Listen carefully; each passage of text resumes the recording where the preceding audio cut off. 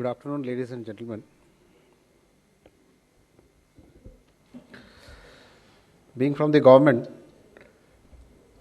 I'd like to tell you what are the government policies and some of the issues which were discussed in the morning about standardization.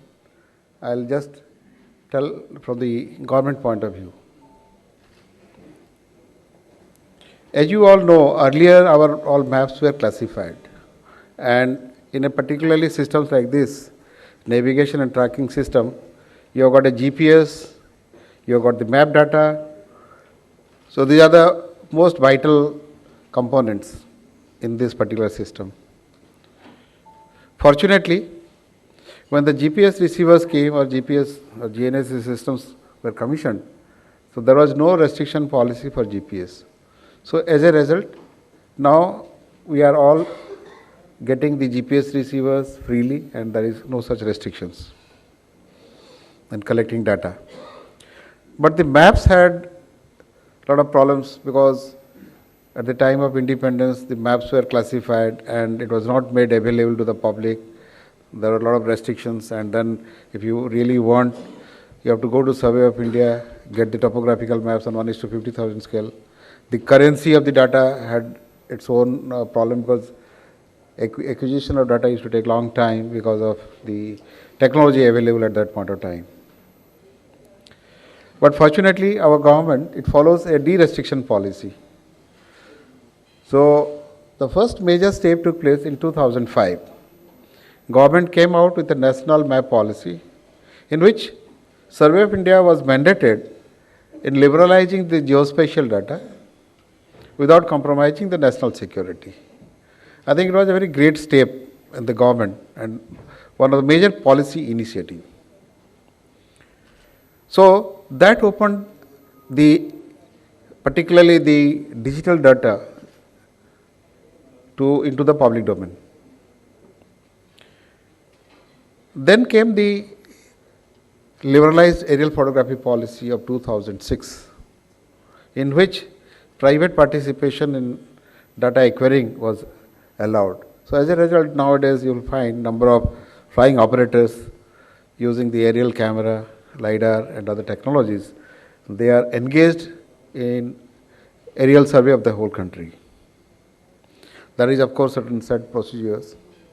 There may be some irritants in that, but still the policy has been liberated or liberalized to acquire the geospatial data which is so critical in your navigational and tracking technology. Now, I still remember when I was in the Ministry of Defence dealing with the security clearances of this. So initially a lot of companies they came to introduce this technology in Indian market. So they wanted to undertake the survey, and also they want to acquire the points of interest, street vectors and things like that. So companies like CMap Info, Genesis, Lapton, Naptec, many other such companies, they were all permitted by the Ministry of Defence to acquire this data. Some conditions were laid down that okay, you will not be allowed to put sensitive information in the public domain, which is understandable. So what we call in the military parlance the vital areas and vital points, BAs and BPs and sensitive areas. So as a result, I found in the last decade there is a tremendous growth. And here, when you see a large number of participants from the industry, I am quite satisfied that probably that liberalization which has taken place since 2005 onwards has really fueled the growth of this particular industry.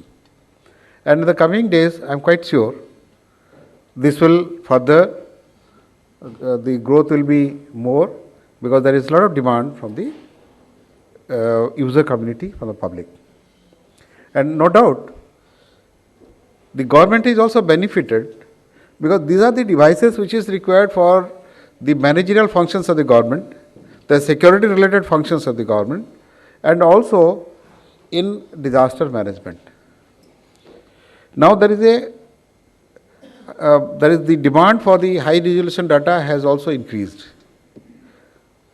In fact, Survey of India has already initiated the process of mapping the whole country on 1:10,000 scale. The first map was very recently released by the Honorable Minister for Science and Technology, and we have got an ambitious plan to complete the mapping of the whole country on 1:10,000 scale in the next 3 years. The second initiative for large scale mapping is something called National Urban Information System. As a pilot project, almost about more than 100 towns and cities of the whole country have been mapped on 1:2000 scale. And all the other towns and cities, which numbers more than 2000, will be mapped in phase 2 of our program, and it may take another 3 years, 4 years time. Why I am talking this was, firstly, there is a lot of industries who are getting engaged in data acquisition. Now, industry A acquires data in a particular standard. Industry B or company B, it requires the same area again in another standard. So when it comes to the selling to the user gets confused. Firstly, he is not very sure about the accuracy of the data, the quality of the data, and the authenticity of the data. Now, if you look at the National Map Policy of 2005, we have permitted users to take our data through a licensing agreement and record it in something called a National Map Transaction Registry. We have already got a national mapping standards.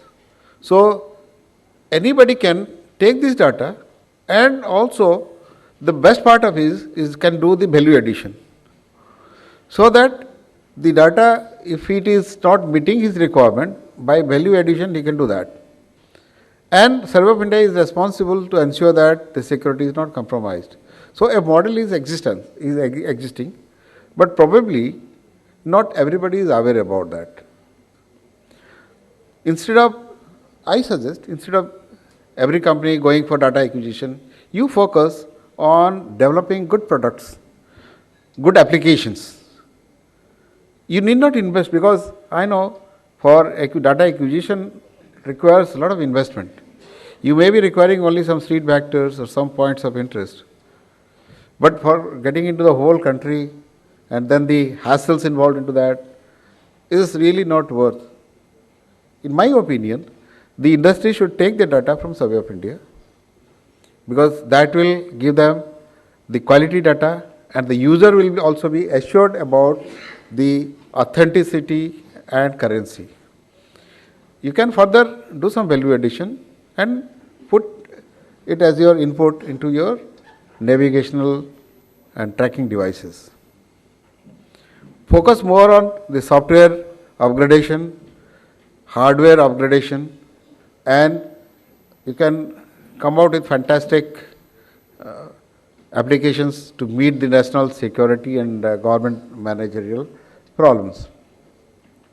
The other issue is, sometimes maybe since your maps updation takes time, so you may think about putting the satellite data.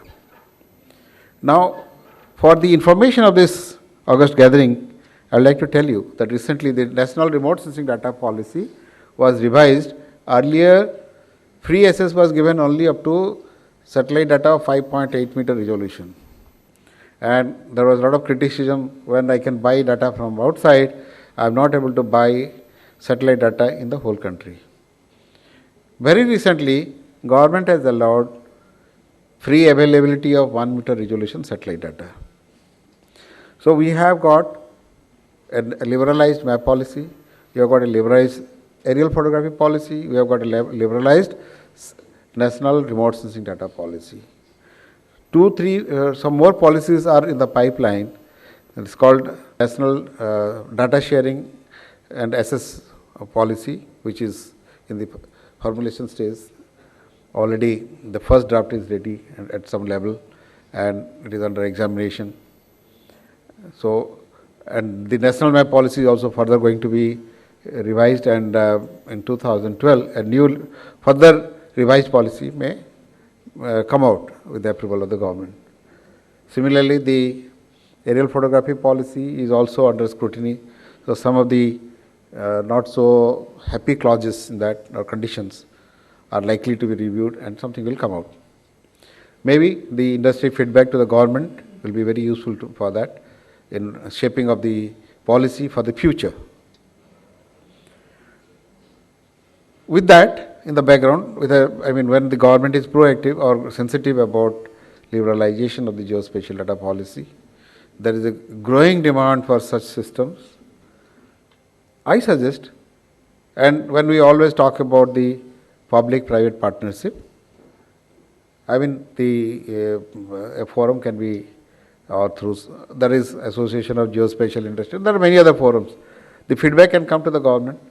The interaction process should continue through various forums, including the seminars and conferences like this. That will, I think, meet the national aspirations of